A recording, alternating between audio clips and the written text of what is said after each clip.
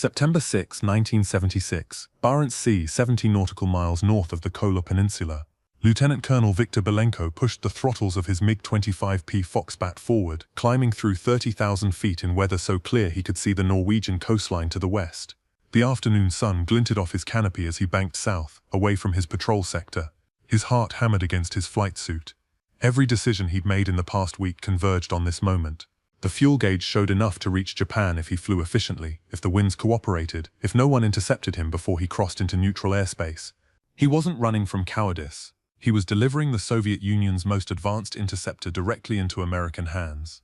The MiG-25 represented the pinnacle of Soviet aerospace engineering, a Mach 2.8 capable fighter that NATO had feared since its first appearance over Egypt in 19... Western intelligence had spent 5 years trying to understand this aircraft. Belenko was about to hand them every answer. But what he didn't know, what Soviet leadership didn't know, was that this defection would expose not just the capabilities of one aircraft, but the systemic gap between Soviet and American aerospace technology. The Americans had been operating an aircraft so advanced that Soviet radar operators initially refused to believe it was real.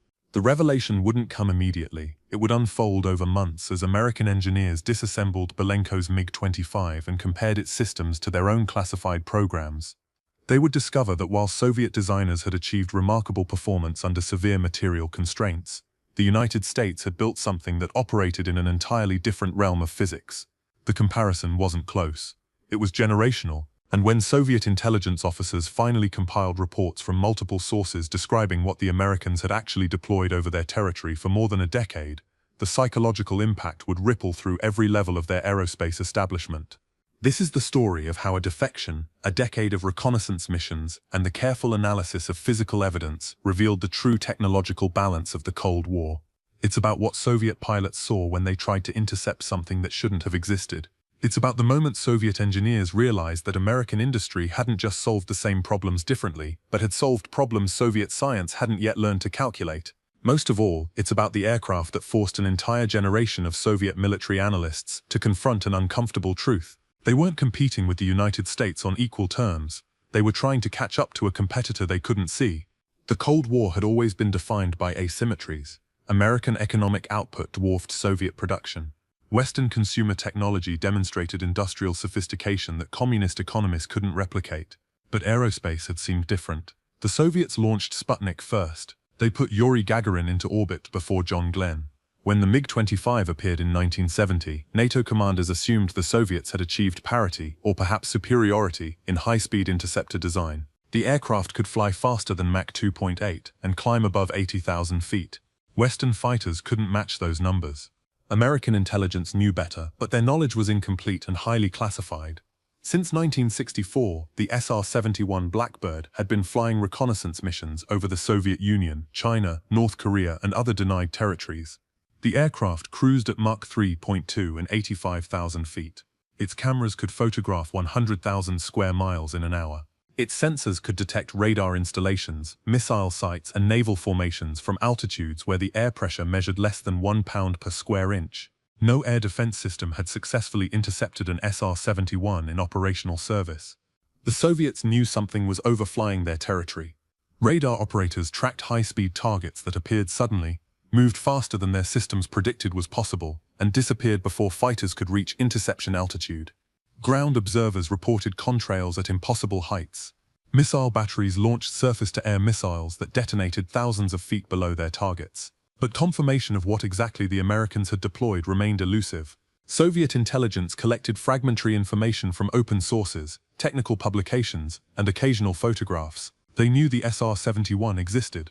They didn't understand what it could actually do. The reason for this gap wasn't stupidity or negligence. Soviet aerospace engineers were brilliant theoreticians who had mastered supersonic aerodynamics, rocket propulsion, and orbital mechanics despite working with inferior materials and less sophisticated manufacturing equipment.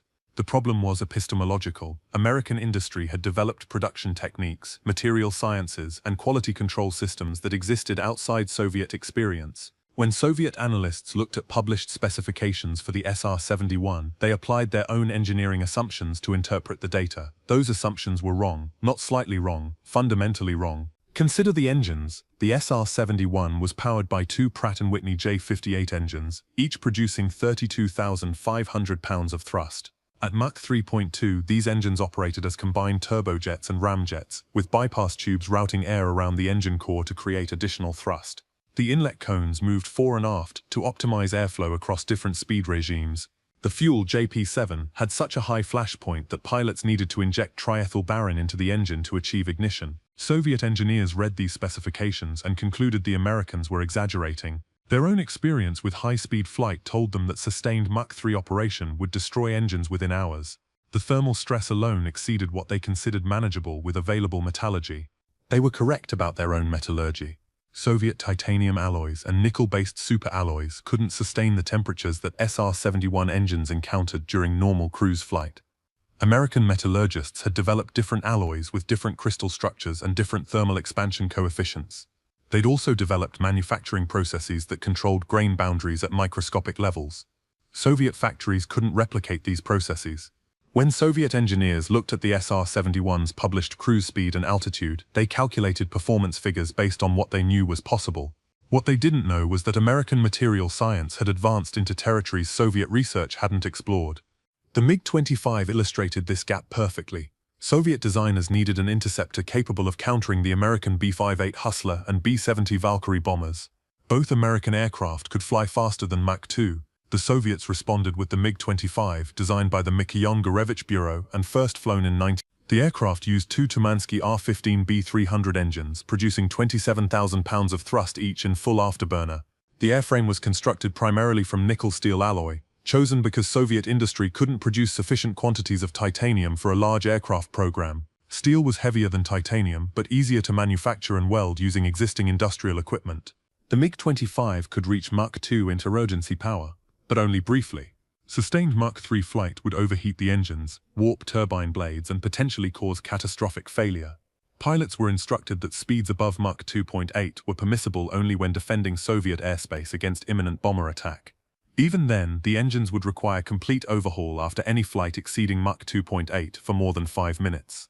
The aircraft's operational ceiling was 78,000 feet. Soviet documentation claimed 83,000 feet, but this figure represented absolute maximum altitude achieved in optimal conditions with minimal fuel and no external stores. Soviet military leadership presented the MiG-25 as evidence of technological parity with the West. The aircraft's performance specifications looked impressive on paper. The problem was that specifications measured in test conditions didn't reflect combat capabilities. The MiG-25 had limited maneuverability at high speeds. Its radar had a maximum range of 100 kilometers against bomber-sized targets, but was vulnerable to electronic countermeasures. Its missiles required the aircraft to maintain a stable flight path during terminal guidance. Most critically, it couldn't sustain its maximum performance envelope long enough to intercept an aircraft that cruised continuously at speeds the MiG-25 could only achieve in short bursts. American intelligence officers knew these limitations, but their knowledge came from technical analysis, radar tracking data, and intercepted communications rather than direct examination of the hardware. When Viktor Belenko landed at Hokkaido Airport in Japan on September 6, 1976, he gave them something they'd never possessed before.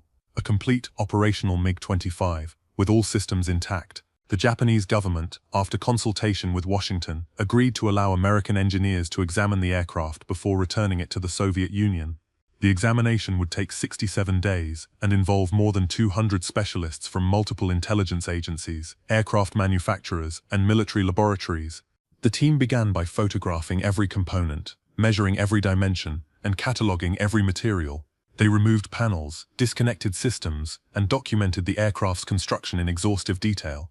What they discovered confirmed years of analytical work and revealed new insights that would reshape American understanding of Soviet aerospace capabilities. The airframe weighed 64,000 pounds empty, significantly heavier than comparable American fighters. The engines used steel turbine blades rather than titanium or advanced superalloys. The avionics relied on vacuum tube technology for critical systems, not because Soviet engineers preferred tubes, but because Soviet semiconductor manufacturing couldn't produce radiation-hardened integrated circuits in sufficient quantities for military applications.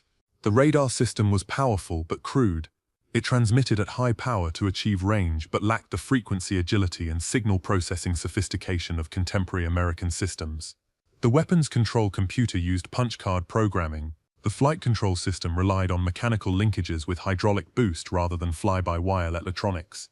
The ejection seat was well designed and reliable. The fire control system was straightforward and functional. The aircraft represented competent engineering executed under severe material and industrial constraints. But the most revealing discovery wasn't what the MiG-25 could do.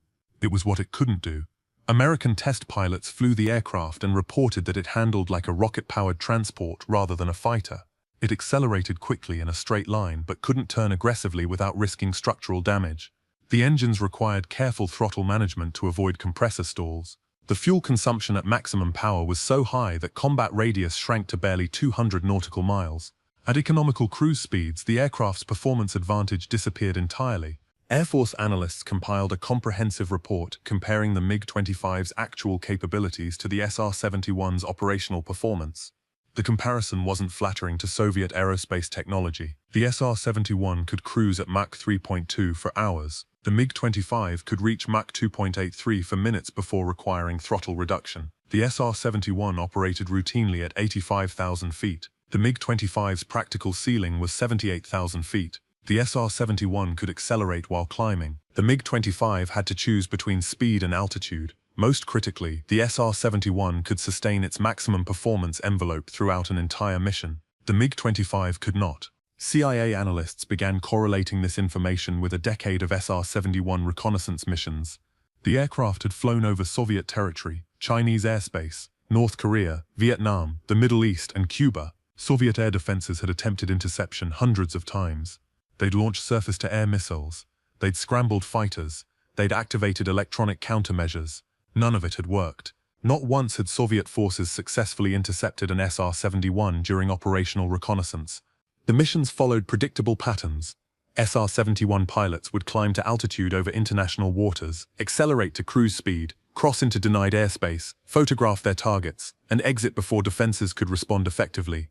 Soviet radar operators would detect the aircraft, calculate an intercept solution, and scramble fighters.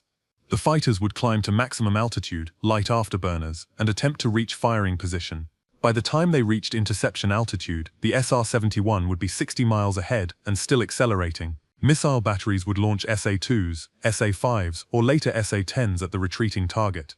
The missiles would climb toward the projected flight path. The SR-71 pilots would see the launchers on their defensive systems, note the missile trajectories, and continue on course. The missiles would detonate thousands of feet below and behind the aircraft. Soviet pilots described the experience with frustration bordering on disbelief. They could see the contrail, they could track the target on radar, they could calculate that their missiles should reach the target's altitude. But the intercept solutions never worked. The aircraft was always faster, always higher, always accelerating away from their weapons envelopes. Some pilots reported that their intercept computers refused to generate solutions, treating the target parameters as sensor errors rather than valid inputs. In 1981, Soviet intelligence obtained copies of internal CIA assessments describing SR-71 operations. The documents confirmed what Soviet radar operators had been reporting for years. The aircraft routinely flew at speeds above Mach 3 and altitudes above 80,000 feet. Its cameras had 60-inch focal-length lenses that could resolve objects smaller than 12 inches from 17 miles altitude. Its electronic intelligence systems could map radar networks across hundreds of miles. Its titanium airframe remained structurally sound after repeated thermal cycling through temperature extremes that would crack Soviet steel alloys. One document described a mission over the Kola Peninsula in March 1972. The SR-71 had photographed submarine facilities, mapped air defense installations, and intercepted communications from 3 different military districts. Soviet fighters had scrambled from 4 different bases. Missile batteries had launched 16 surface-to-air missiles. None had come closer than 4,000 feet to the aircraft. The mission had lasted 43 minutes from border crossing to exit. The SR-71 had climbed to 87,000 feet during the ingress, photographed targets while cruising at Mach 3:15, and accelerated to Mach 3.3 during the egress. Total fuel consumption required 1 aerial refueling before the mission and 1 after. The cameras had exposed 3,000 feet of film. The intelligence take had filled 200 pages of analyst reports. Soviet aerospace engineers requested all available information about the J-58 engine. They wanted to understand how American metallurgists had solved thermal stress problems that Soviet researchers considered unsolvable. The answer, when they finally pieced it together from multiple sources, revealed a development process that had no equivalent in Soviet industry: Pratt & Whitney had invested hundreds of millions of dollars and more than a decade of research into advanced materials, computer-controlled manufacturing, and quality assurance systems that inspected components at tolerances Soviet factories couldn't measure. The J-58 used titanium alloys with precise crystal grain orientation, controlled through vacuum arc remelting and precision forging. Soviet titanium came from conventional smelting processes that produced inconsistent grain structures. American engineers had discovered that grain boundaries behaved differently under thermal stress depending on their crystallographic orientation. By controlling orientation during manufacturing, they could produce turbine blades that maintained structural integrity at temperatures exceeding 1300 degrees Celsius. Soviet metallurgists had the theoretical knowledge to understand this process. They lacked the industrial equipment to implement it at production scale. The SR-71's airframe presented similar challenges. The aircraft was constructed from titanium alloy panels joined by titanium rivets. Each panel required precise machining to maintain aerodynamic smoothness at Mach 3 speeds. Surface irregularities that would be insignificant at subsonic speeds became critical at supersonic velocities, where they generated shock waves that increased drag and heating. Lockheed's Skunk Works division had developed specialized machine tools, trained workers in titanium fabrication techniques, and implemented quality control procedures that rejected panels for defects invisible to the naked eye. Soviet factories could work titanium but not with the precision or consistency that the SR-71 required. When Soviet engineers examined photographs of the aircraft's surface, they noted the smoothness of panel joins, the absence of visible fasteners, and the careful blending of different sections. Soviet aircraft showed rivets, panel gaps, and surface irregularities because Soviet manufacturing equipment couldn't achieve tighter tolerances. The difference wasn't artistry, it was industrial capability. The fuel system revealed another gap. JP-7 had been developed specifically for the SR-71 program. It remained stable at temperatures exceeding 300 degrees Celsius and wouldn't ignite from sparks, friction, or conventional ignition sources. This stability was essential because the fuel tanks were located in the wings and fuselage sections that reached extreme temperatures during Mach 3 flight. Soviet jet fuel was kerosene-based and would have vaporized or ignited under similar conditions. American petroleum chemists had synthesized a fuel with different molecular properties, requiring different refining processes and different additive packages. Soviet analysts calculated the cost of developing an equivalent aircraft. The numbers were staggering. Even assuming Soviet designers could solve the technical challenges which several senior engineers privately doubted, the industrial investment required to build the manufacturing infrastructure exceeded the available budget. The SR-71 program had cost more than $1 billion in 1960s currency, equivalent to nearly $10 billion in 1980s terms. The Soviet Union was spending billions of rubles on ballistic missiles, strategic bombers, submarines, tanks, and conventional forces. Adding another massive aerospace program would require trade-offs that Soviet military leadership wasn't willing to make. More troubling than the cost was the time lag. The SR-71 had entered service in 1966. By the time Soviet intelligence fully understood its capabilities in the early 1980s, the aircraft had been operational for 15 years. American engineers had spent those 15 years refining their techniques, developing new materials, and advancing into technologies that Soviet research hadn't approached. The gap wasn't narrowing, it was widening. Soviet air defense commanders received briefings on the SR-71's capabilities with instructions to continue intercepting attempts despite low probability of success. The reasoning was psychological rather than tactical. If Soviet forces stopped trying, American reconnaissance flights would increase. By maintaining aggressive responses, Soviet commanders hoped to impose operational constraints on SR-71 missions, forcing them to fly predictable routes where defenses could be concentrated. It didn't work. American mission planners adjusted routes, varied altitudes, and exploited gaps in radar coverage. The SR-71 flew where and when it wanted. Colonel Alexander Baranov commanded the air defense sector covering the Kola Peninsula during the late 19th. He had personal experience attempting SR-71 intercepts. In a debriefing recorded after his retirement, he described a mission in July 19. His radar operators had detected a high-speed target approaching from the Norwegian Sea. He'd scrambled 2 MiG-25 interceptors with orders to climb to maximum altitude and attempt a missile shot if they achieved firing position. Both pilots had lit afterburners and climbed to 76,000 feet. Their radars had acquired the target at 90 kilometers. The target was at 84,000 feet, traveling at Mach 3.1 and pulling away. Baranov's pilots had fired 4 R-40 missiles at maximum range. The missiles had climbed toward the projected intercept point. The SR-71 had continued on course without evasive maneuvers. All 4 missiles had detonated below the aircraft's altitude. Baranov had watched the radar tracks and calculated that the SR-71 had been at least 8,000 feet higher than the missile's maximum engagement envelope. His pilots had descended to base with their engines redlined from sustained maximum power operation. Both aircraft required engine replacements. The SR-71 had photographed submarine facilities, mapped radar installations, and exited Soviet airspace 32 minutes after entry. Baranov's frustration had been compounded by his superiors' responses. He'd filed reports explaining that interception was impossible with available aircraft and missiles. His commanders had replied that he should position fighters in better locations, time scrambles more accurately, and coordinate with missile batteries more effectively. None of those suggestions addressed the fundamental problem. Soviet fighters couldn't fly high enough or fast enough for long enough to reach an aircraft that operated in a performance envelope Soviet technology couldn't access. The psychological impact extended beyond operational commanders. Soviet aerospace engineers who'd spent careers developing high-performance aircraft had to confront evidence that their American counterparts weren't just marginally more advanced. They were working with different tools, different materials, and different industrial processes. The SR-71 represented a system-level achievement that required excellence in metallurgy, manufacturing, quality control, logistics, training, and maintenance. Soviet industry could match American performance in isolated areas. It couldn't match the integrated capability that made sustained Mach 3 flight operationally routine. One Soviet engineer, quoted anonymously in a KGB report from 1983, described the realization as discovering that someone had solved an entirely different problem. Soviet designers had pushed their materials and manufacturing processes to the limit to achieve brief periods of high-speed flight. American designers had developed new materials and manufacturing processes that made high-speed flight sustainable. The approaches weren't equivalent, they were categorically different. The SR-71's reconnaissance capabilities deepened Soviet concerns.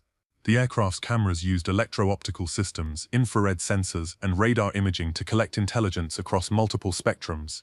Soviet photo interpreters analyzed the quality of imagery that CIA analysts had obtained from SR-71 missions over Eastern Europe and Asia. The resolution was extraordinary. Analysts could identify vehicle types, count personnel, measure structural dimensions, and assess operational status of facilities from altitudes where Soviet aircraft couldn't operate. The cameras weren't just better than Soviet systems. They were qualitatively superior. Soviet intelligence obtained technical specifications for the SR-71's optical bar camera, which used a 30-inch focal length lens to expose continuous strips of film across the flight path. At 85,000 feet, the camera could resolve objects as small as 6 inches across. Soviet reconnaissance aircraft used cameras with similar focal lengths but flew at lower altitudes where atmospheric turbulence degraded image quality. The SR-71 flew above most atmospheric disturbance, producing sharper images from higher altitudes than Soviet aircraft could achieve from lower altitudes. The infrared sensors detected heat signatures from engines, industrial facilities, and power plants. Soviet commanders had assumed that altitude would degrade infrared detection. They were wrong. The SR-71's advanced synthetic aperture radar system could map terrain and detect structures through clouds, darkness, and weather that made optical photography impossible. Soviet radar technology focused on air defense and target tracking. American engineers had developed radar systems that could create photographic-quality images of ground targets from moving aircraft at extreme altitudes. CIA analysts used SR-71 intelligence to track Soviet missile deployments, naval movements, and military exercises with accuracy that Soviet counterintelligence couldn't counter. When new missile sites appeared in eastern Siberia, American intelligence photographed them within weeks. When Soviet submarines deployed from Murmansk, SR-71 reconnaissance tracked their movements until they submerged beyond radar range. When the Soviets tested new aircraft at Ramenskoye, American cameras captured takeoffs, landing patterns, and aircraft dimensions from altitudes where Soviet fighters couldn't respond. The cumulative effect was strategic paralysis. Soviet military planners couldn't hide new deployments from American reconnaissance. They couldn't protect their most sensitive facilities from overhead surveillance. They couldn't prevent the United States from mapping air defense networks, photographing military installations, and monitoring communications. The SR-71 gave American intelligence a persistent, reliable, and invulnerable reconnaissance capability that the Soviet Union had no counter for and no prospect of matching. Soviet research into countering the SR-71 explored multiple approaches. Engineers studied high-altitude surface-to-air missiles with longer range and higher ceilings. The problem was guidance. Existing radar systems couldn't track targets accurately enough at 85,000 feet to provide fire control solutions. Developing new radars required advances in signal processing and computer technology that Soviet industry was already struggling to achieve for other military programs. Fighter designers proposed new interceptor aircraft with improved altitude performance. The Mikoyan Bureau developed the MiG-31, which entered service in 1981 as a replacement for the MiG-25. The MiG-31 used more efficient engines, improved avionics, and better materials. It could reach Mach 2.83 and maintain that speed longer than the MiG-25. Its ceiling remained below 80,000 feet. Its maximum speed was still slower than the SR-71's cruise speed. The MiG-31 was an improvement over its predecessor. It wasn't a solution to the SR-71 problem. Soviet missile designers developed the SA-10 and later the SA-12, both with improved altitude capabilities. The SA-10 could engage targets up to 82,000 feet. The SA-12 could theoretically reach 90,000 feet. Both systems had the same guidance limitations as earlier missiles. Their radars could detect the SR-71, but couldn't generate accurate enough tracking solutions to ensure intercept. Even when missiles reached the correct altitude, the SR-71's speed and electronic countermeasures degraded terminal guidance. American pilots who flew SR-71 missions described Soviet interception attempts with professional respect and personal confidence. They knew Soviet air defense forces were competent and well-trained. They also knew that Soviet technology couldn't reach them. Captain Harold "Buck" Adams flew 16 SR-71 reconnaissance missions over Soviet territory between 1976 and 1978. In a declassified interview from 1994, he described Soviet responses as aggressive, professional, and ultimately ineffective. Soviet fighters would scramble promptly, missile batteries would launch at appropriate moments, radar systems would track accurately within their performance envelopes. None of it mattered because the SR-71 operated outside those envelopes.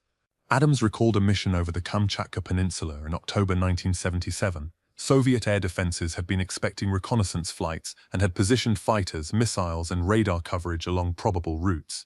Adams had climbed to 86,000 feet, accelerated to Mach 3.2, and flown directly over a submarine base that American intelligence wanted photographed. Soviet fighters had scrambled from 2 bases. Missile batteries had launched 7 SAMs. All 7 had detonated below his altitude.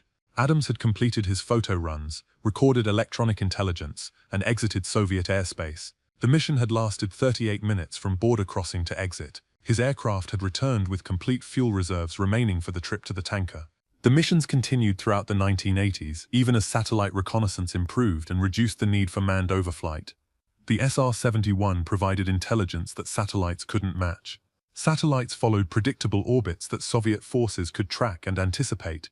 The SR-71 could fly unscheduled missions, deviate from expected routes, and loiter over targets when necessary. Its sensors could collect data from angles and perspectives that orbital systems couldn't achieve. Most importantly, its crews could make real-time decisions about targets, routes, and collection priorities based on immediate observations. Soviet intelligence officers understood this advantage and attempted to counter it through deception and concealment. Mobile missile systems remained under camouflage until satellites had passed overhead. New installations were constructed in remote areas where overhead reconnaissance would be less frequent. Communication systems used landlines and encrypted channels to reduce electronic intelligence collection. These measures reduced but didn't eliminate American intelligence collection. The SR-71 could photograph any location within its range with minimal warning and no effective countermeasure. The aircraft's safety record reinforced Soviet perceptions of American technological superiority. Despite operating in the most demanding flight regime in aviation, despite flying through defended airspace, despite accumulating thousands of hours at Mach 3 and 85,000 feet, the SR-71 maintained an operational safety record that Soviet aerospace engineers found difficult to believe. Over 25 years of service, from 1966 to 1991, the SR-71 fleet flew thousands of reconnaissance missions. 12 aircraft were lost to accidents. None were lost to hostile action. Soviet military analysts studied this record and concluded that American maintenance procedures, pilot training, and quality control systems were as advanced as American design and manufacturing. Soviet pilots who defected or were debriefed after retirement described their experiences attempting intercepts with a mixture of professional pride and personal frustration. They'd followed orders, executed tactics correctly, and used their aircraft to maximum capability. Nothing they did had made any difference. The Americans had built something that Soviet technology couldn't reach and Soviet tactics couldn't counter. It wasn't a question of skill or courage. It was a question of physics and industrial capacity. The SR-71 program also demonstrated American logistical sophistication. Each mission required pre-flight planning, weather analysis, aerial refueling coordination, and real-time communication between pilots and ground controllers. The aircraft used specialized support equipment for maintenance, required trained personnel for sensor operation, and needed secure facilities for mission planning. Soviet intelligence assessed that the entire SR-71 system, from design through operational deployment, represented an integrated military capability that required coordination across dozens of organizations and thousands of personnel. Soviet military-industrial systems could produce impressive individual achievements. The space program had demonstrated theoretical knowledge and engineering creativity. Missile programs had achieved reliability and performance comparable to American systems. But the SR-71 wasn't just an impressive individual achievement. It was evidence of system-wide excellence in aerospace technology, materials science, manufacturing processes, quality assurance, logistics, training, and operational planning. Soviet industry could match pieces of this system. It couldn't replicate the whole. GRU analysts compiled a comprehensive assessment of American reconnaissance capabilities in 1986, incorporating everything Soviet intelligence had learned about the SR-71 over 2 decades. The report concluded that the aircraft represented an intelligence collection system without Soviet equivalent. It recommended that the Soviet military assume that any facility, deployment, or exercise could be photographed by American reconnaissance with minimal warning and no effective defense. The report acknowledged that Soviet air defenses had attempted intercepts hundreds of times without success, and that future attempts would likely yield similar results unless fundamental advances in fighter performance or missile capability became available. The report's conclusion was stark. The United States possessed a strategic reconnaissance capability that gave American military planners comprehensive, persistent, and invulnerable intelligence collection over Soviet territory.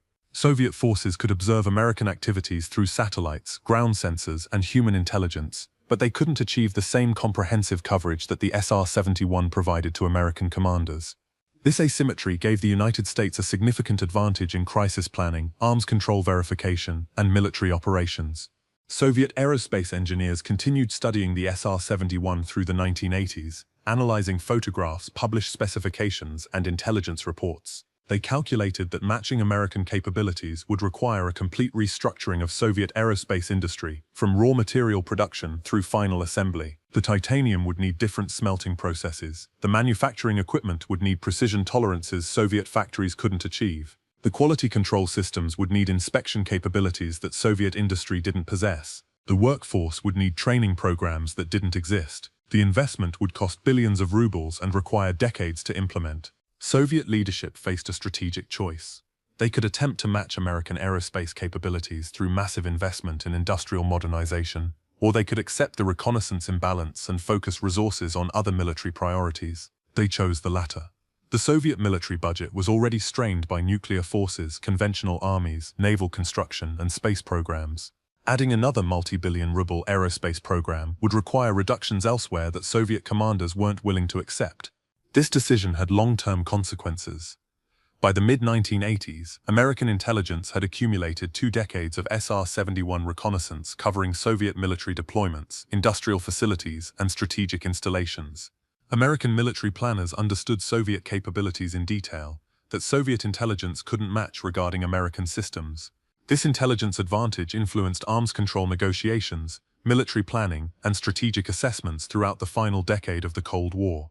The SR-71 retired from Air Force service in 1990, briefly returned to operational status in 1995, and finally retired permanently in 1990. By then, satellite reconnaissance had advanced sufficiently to provide most of the intelligence that SR-71 missions had collected. But during its operational service, the aircraft had flown over 1,000 reconnaissance missions, photographed millions of square miles of denied territory, and collected intelligence that shaped American strategic planning through the most dangerous period of superpower confrontation. Soviet aerospace engineers who lived long enough to see declassified information about the SR-71 program expressed both admiration and frustration. They'd suspected that American aerospace technology was advanced. They hadn't understood how advanced until it was too late to catch up. One engineer, interviewed in Moscow in 2003, described learning the full details of the SR-71's capabilities as discovering that we'd been competing in a race we didn't know was already over. The Americans hadn't just built a faster aircraft. They'd developed an entire system of materials, manufacturing, and operations that Soviet industry couldn't replicate. The story of the SR-71 and Soviet intelligence's gradual realization of its capabilities illustrates a fundamental truth about Cold War technological competition. Specifications don't tell the complete story. The MiG-25 looked impressive on paper. The SR-71 looked impressive in operation. The difference between theory and practice separated two industrial systems that appeared comparable but weren't. American aerospace programs benefited from a massive civilian industrial base, market-driven innovation, and sustained investment in research that Soviet central planning couldn't match. Soviet scientists and engineers weren't less intelligent than their American counterparts. They worked with fewer resources, under greater constraints, within a system that prioritized political reliability over technical excellence. When they saw what American industry had produced in the SR-71, they recognized not just a superior aircraft but evidence of superior systematic capabilities across every aspect of aerospace development. That recognition came too late to change Soviet industrial policy, but early enough to inform Soviet strategic thinking during the final decade of the Cold War. The SR-71 never fired a shot in anger. It never dropped a bomb or launched a missile. Its weapons were cameras, sensors, and the psychological effect of complete reconnaissance superiority. Soviet commanders knew they were being watched and couldn't prevent it. Soviet planners knew their deployments were being photographed and couldn't hide them. Soviet engineers knew they couldn't match American aerospace capabilities and couldn't close the gap. That knowledge shaped Soviet decision-making in ways that are still being assessed decades after the Cold War ended. When historians analyze technological competition between the superpowers, they often focus on dramatic events, missile crises, space spectaculars, arms races. The SR-71's story is less dramatic but more revealing. It shows what sustained industrial excellence could achieve when applied to a single focused program. It demonstrates that technological superiority isn't just about individual breakthroughs, but about system-wide capabilities that integrate research, manufacturing, logistics, and operations. Most importantly, it reveals that the Cold War wasn't a competition between equals. It was a long struggle in which one side possessed fundamental advantages that the other couldn't overcome regardless of effort or courage. Soviet air defense officers continued attempting SR-71 intercepts until the aircraft's retirement because their duty required it. They knew interception was impossible. They tried anyway, because military professionals follow orders and fulfill responsibilities even when success is impossible. That dedication deserves respect. But dedication and courage don't overcome industrial and technological realities. The Americans had built something that Soviet technology couldn't reach. That fact mattered more than any individual mission or engagement. The engineers who designed the SR-71, the workers who built it, the pilots who flew it, and the maintainers who kept it operational, achieved something unprecedented in aviation history. They created an aircraft that operated in a performance envelope no adversary could contest for 3 decades. They collected intelligence that shaped American military planning through the most dangerous period of the Cold War. They demonstrated that American industrial capabilities weren't just marginally superior to Soviet competition, they were generationally ahead. Soviet intelligence officers who compiled reports on the SR-71 understood what they were documenting. They were recording evidence of Soviet technological inferiority in the most sensitive domain of military competition. They were explaining to Soviet leadership that American aerospace capabilities had reached levels that Soviet industry couldn't match. They were acknowledging that the technological competition that defined the Cold War wasn't actually competitive in critical areas. That acknowledgement came too late to change Soviet industrial policy and too early to prevent decades of effort attempting to match American capabilities that remained perpetually out of reach. Think about what it meant for Soviet radar operators to track a target they couldn't intercept, for Soviet pilots to scramble toward an aircraft they couldn't catch, for Soviet engineers to study specifications they couldn't match. Think about the moment when Soviet intelligence compiled all available information and concluded that American aerospace technology was an entire generation ahead. That's not a moment of single failure. It's recognition of systematic inferiority across every aspect of aerospace development. That recognition shaped Soviet strategic thinking through the final decade of the Cold War and contributed to the ultimate outcome of superpower competition. Now you understand why Viktor Belenko's defection mattered so much. He didn't just deliver a MiG-25 to American intelligence. He provided a measuring stick that revealed the true technological balance between Soviet and American aerospace capabilities. When American engineers examined his aircraft and compared it to their own programs, they confirmed what intelligence analysts had suspected for years.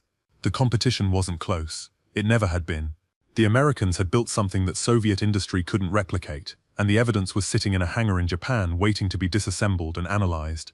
If this story of technological revelation and strategic surprise interests you, let me know in the comments. What other Cold War intelligence operations should we examine? How did Soviet aerospace engineering respond to this recognition gap? Drop your thoughts below.